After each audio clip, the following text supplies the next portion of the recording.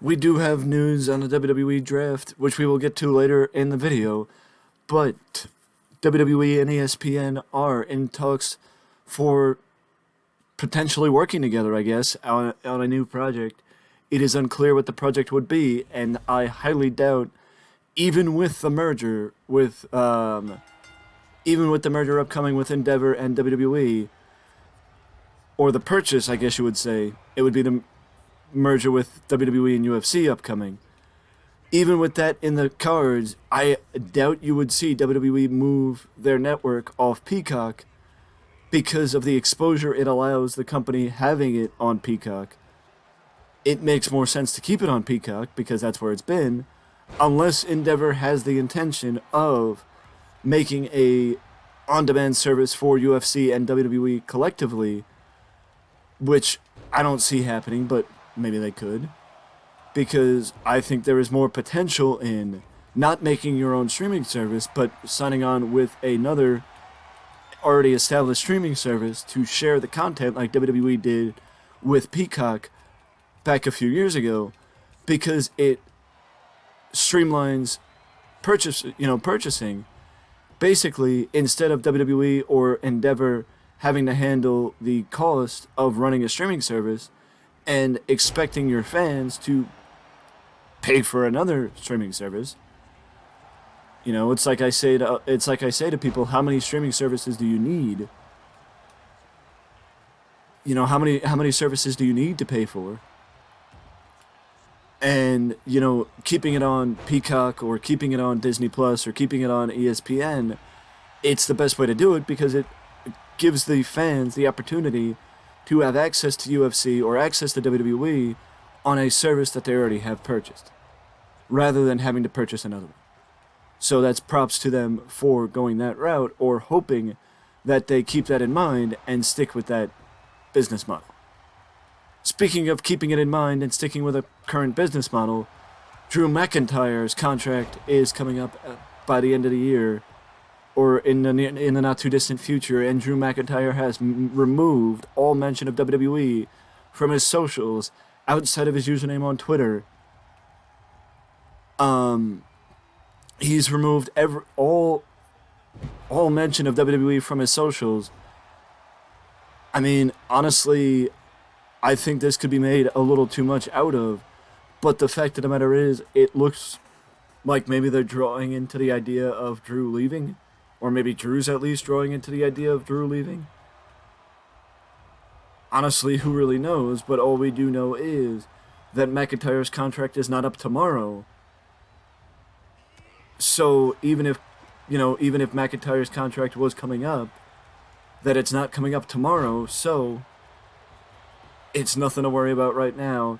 And I think WWE would be crazy, especially with their expansion of, or maybe an attempted expansion into Europe upcoming, aka doing more, or a bit more content or a bit more shows in the United Kingdom. They would need somebody like Drew McIntyre to run the gambit, or having, in going to places like the UK, or if they want to go to Germany or Spain or Italy, having people like Drew McIntyre, who may not be from Spain or Italy or Germany, but is from Scotland, but having people from Europe on the card.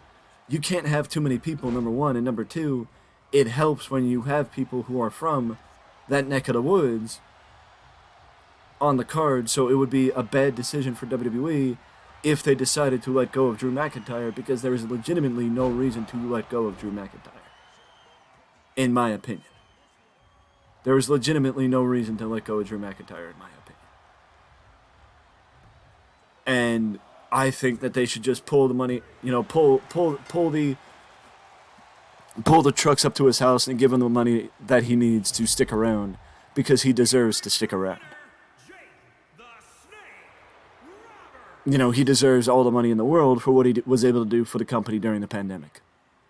Speaking of somebody that deserves all the money in the world, Dom Mysterio was rumored to be going to NXT, And I think that the rumor stems from his time before he was in the Judgment Day, as it apparent according to reports, there was a rumor of him going down to NXT, and I guess for further seasoning, but right now at this point he doesn't need it, because if he went down to NXT, he would give Carmelo Hayes a run for his money as somebody that could be the guy who carries the brand.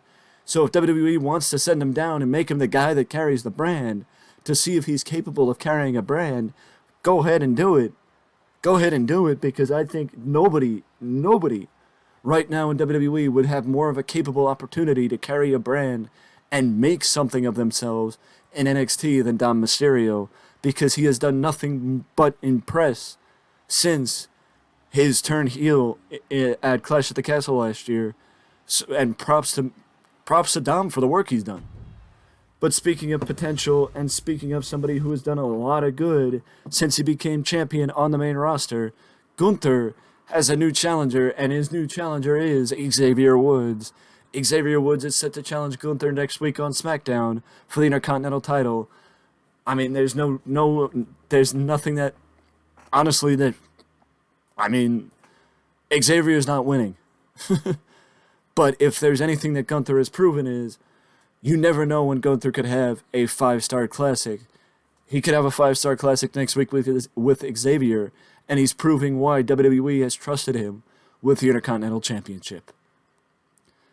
Speaking of somebody that WWE may trust, we may have an update on who could win this year's men's Money in the Bank, and this year's men's Money in the Bank match could be won by L.A. Knight. Yeah. I would love to see LA Knight win for 2 reasons. Number one, when Roman Reigns is not the champion anymore, which hopefully will come soon. When Roman Reigns is not the champion anymore, or when they have 2 titles again, it would give LA Knight would then have a viable opportunity to become world champion in WWE, which, if you know his backstory and you know the fact that Shawn Ricker started in WWE developmental and was released, made a name for himself like Cody Rhodes, like Drew McIntyre, and came back to the company, and now is getting the opportunity that he should have gotten, with the potential he showed, or with the potential he's been showing since his time in Impact Wrestling, taking the legacy of Bobby Lashley and Drew McIntyre as well. There's nobody better than LA Knight to win the Money in the Bank this year. And I also heard that there's a chance that Raquel Rodriguez could be a favorite to win the women's Money in the Bank as well. But I think LA Knight would be a perfect fit for the top contender for the belt under Cody Rhodes or under Seth Rollins or under Bobby Lashley. But with Roman Reigns being in the position that he's in, LA Knight's not proven enough. If he was proven, then LA Knight would be a viable challenger for Roman Reigns. But he has not proven enough, even though LA Knight, in my opinion, is one of the few that could hold a candle to Roman on the mic. He has not proven enough as far as a stable presence on the show to sit in the main event with the Tribal Chief. Speaking of the Tribal Chief and sitting in the main event, the WWE draft was announced a couple weeks ago by Triple H, I believe the SmackDown after WrestleMania, and we have an announcement on when we can expect the WWE draft to be taking place, as it will be taking place the last weekend of April 28th. It will start on that episode of SmackDown and end on the following episodes of Raw, which means that the draft will take place between the April 28th edition of SmackDown and the May 1st edition of Raw, which I believe Backlash is the following weekend on May the 6th from Puerto Rico. Let's see. Yes, Backlash is May the 6th from San Juan, Puerto Rico, and that means that the night after the draft, the following week after the draft is the first is probably going to be the last pay-per-view where we see brand back and forth, or matches back and forth between the brands. But also, hopefully, it is a hard reset on the draft because we've seen a lot of crossing over or crossing between the brands in the build up to WrestleMania, which I have no problem with because of where we were in the calendar. But if you're going to keep the brand split, you got to keep the brands separated, because what's the point of having a brand split if you're not going to keep the brand separated? That's all I have to say. But also, again, I just want to say I thoroughly appreciate the support and the interest shown in the Twitch Project documentary over the last week. Today I will be releasing the last episode, and honestly, I am proud of the fact that I finally got to the point where I released it, and I thank you for the opportunity to share it with you guys and have you guys be as excited as you are, or show the excitement level that you've shown in the release of the Twitch project. So I thoroughly appreciate that. And with that being said, I will see you in the next video.